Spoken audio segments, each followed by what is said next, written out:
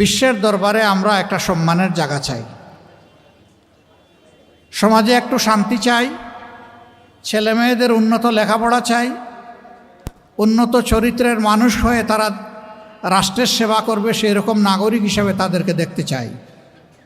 আমরা দেখতে চাই আমাদের দেশটি জনগণ যেমনটা আকাঙ্ক্ষা করে তেমনটাই চলছে।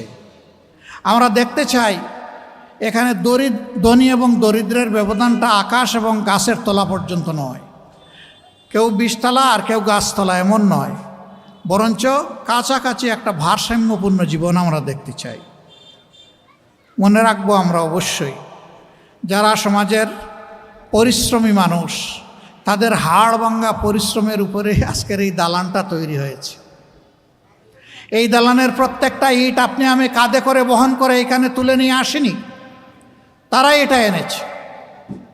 তারা কষ্ট করে এই রাস্তার ভিতরে হোক আর এখানে হোক, তারা সিমেন্ট এবং বালু আর কংক্রিটকে একত্রিত করেছে, মাথায় করে কাঁধে করে এগুলা তুলে এনেছে। কোনো সময় মেশিন দিয়েও সেগুলাকে এলিভেটর দিয়ে তুলে নেওয়া হয়েছে, কিন্তু সেখানেও শ্রমিক লাগে, মানুষ লাগে, সেটা আপনি আমি করি নাই, এটি তারা করেছে। যে রাস্তা দিয়ে গাড়ি চলে, আমরা চলি, হাঁটি, সেই রাস্তাটা তারাই করেছে। যেই ড্রেন পরিষ্কার না করলে ঘর থেকে বের হয়ে আপনি হাঁটতে পারবেন না, চলতে পারবেন না, ওইটা তারা পরিষ্কার।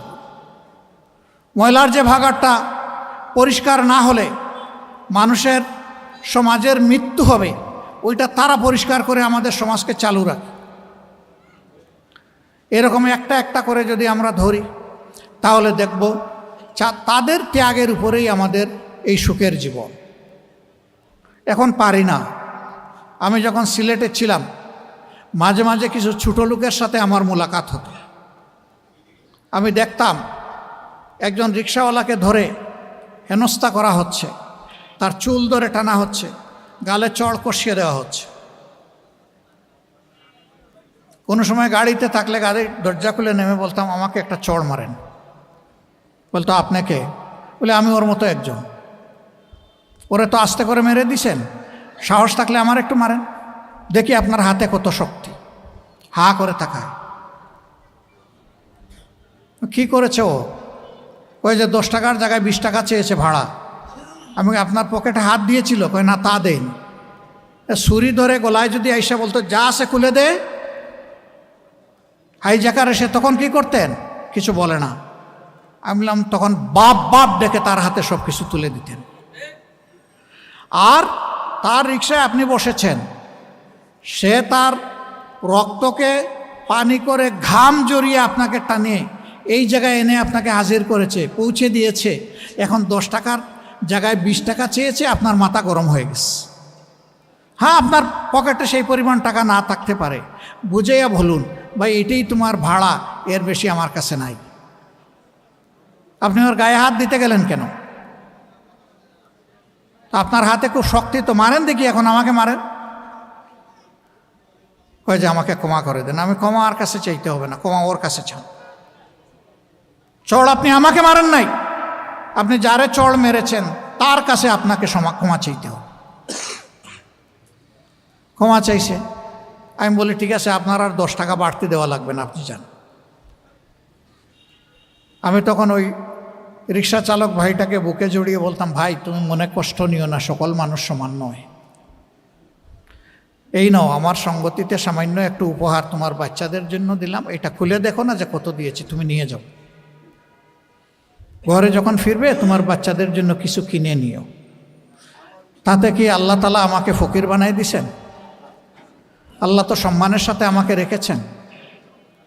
আমি সমাজের মানসিকতার কথা বললাম। হয়তো আলহামদুলিল্লাহ এখানে যারা উপস্থিত আছেন তারা কেউ এমন না, কিন্তু সমাজে এমন চরিত্রের লোক আছে তো নাই?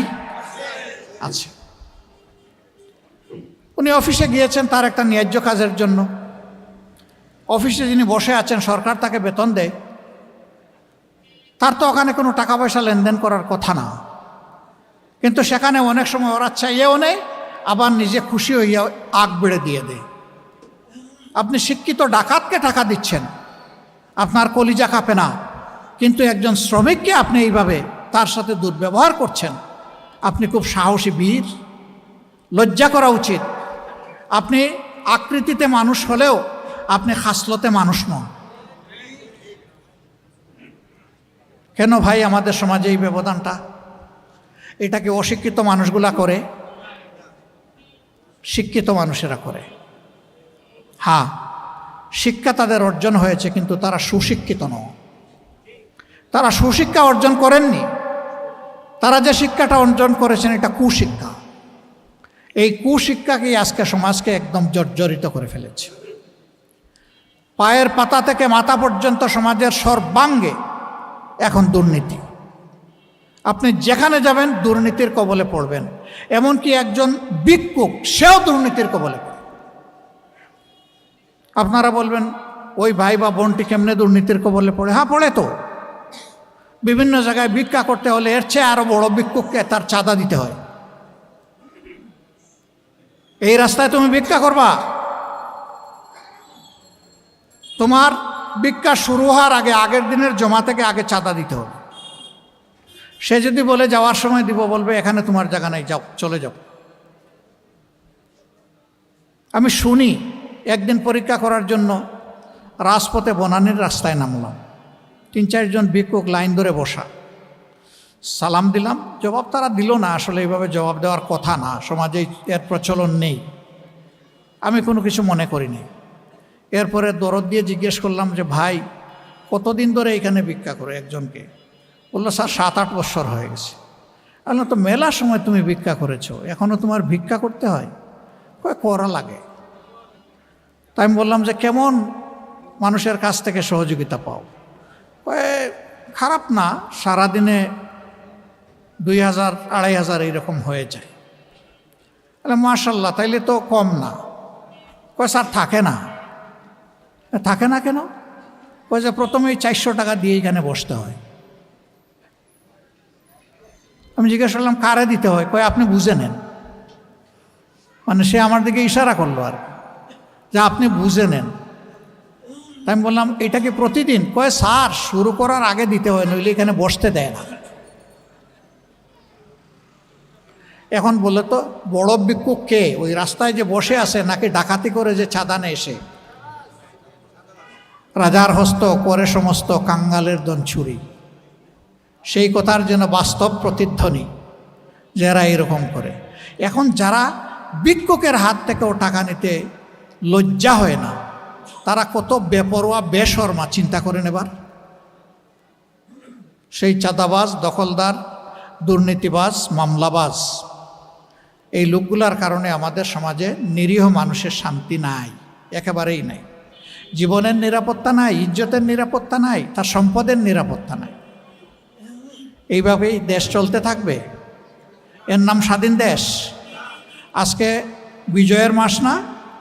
ডিসেম্বর মাস আমাদের গর্বের বিজয়ের মাস।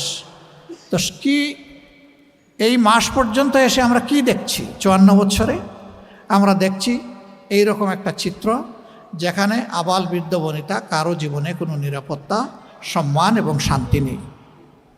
আমরা এই পচা সমাজটাকে পাল্টে দিতে চাই ইনশাআল্লাহ। আপনাদের কি বিশ্বাস হয় যে আমরা পারবো? ইনশাআল্লাহ আমরা পারবো, বিইজনিল্লাহ। আল্লাহ তাআলার সাহায্যে ইনশাআল্লাহ আমরা পারবো। অনেকে এগুলা স্বীকার করে, তারপরে বলে যে ভাই এই কাজটা কে করবে? আমি বলি আপনি করবেন, আমি করব। ইংলিশে একটা ফ্রেজ আছে যে সবাই তো বুঝে, but who will bell the cat? বিড়ালের গলায় ঘণ্টাটা বাঁধবে কে? আসো, আমিও বাঁধবো, তুমিও বাঁধবে। এই সমাজ আর আমরা চলতে দিব না ইনশাআল্লাহ। এ সমাজ পাল্টাতেই হবে। আমাদের অঙ্গীকার দুর্নীতির বিরুদ্ধে লড়াই। আসমানে দুর্নীতি উঠে বসে আছে, টেনে এই দুর্নীতিকে জমিতে নামাতে হবে ইনশাআল্লাহ। অঙ্গীকার হবে আমি নিজে দুর্নীতি করব না এবং কাউকে দুর্নীতি করতে দেব না। এটা হবে আমাদের অঙ্গীকার। এই দুর্নীতিগুলার সবচাইতে বড় দুর্নীতি হলো 5 বছর পর পর ইলেকশনের মহড়া হয় আর কিছু ডাকাত এসে আপনাদের ভোট ছিনতাই করে। ওই জায়গাটা যেদিন ঠিক হয়ে যাবে, যার ভোট সে দিবে, ভোট দেওয়ার পর ভোট অনুযায়ী রেজাল্ট হবে। সেই দিন সবাই বুঝতে পারবে যে 5 বছর সামনে রেখে যে ওয়াদা দিয়েছি, কথা বলেছি, আচরণ করেছি, বাকি 5 বছর যদি এই রকম না করি তাহলে লোকজন ঘাড়ে ধরে আগামী 5 বছর পরে আমাকে সরাই দেবে। এই জায়গাটা নিশ্চিত করতে হবে ইনশাআল্লাহ। ফকিরের মানসিকতা নিয়ে রাজনীতিতে আসার দরকার নাই।